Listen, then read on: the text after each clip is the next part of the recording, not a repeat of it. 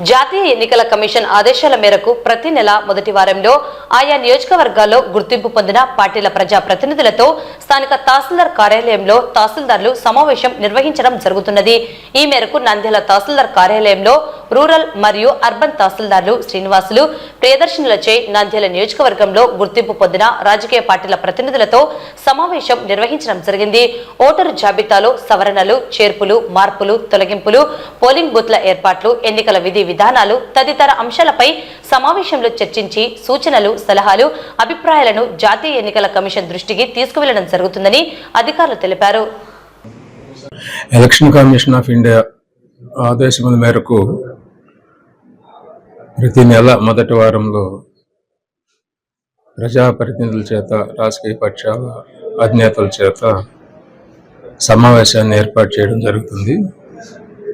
అందులో భాగంగా ఈరోజు తహసీల్దార్ ఆఫీసులో ఈ సమావేశాన్ని ఏర్పాటు చేయడం జరిగింది.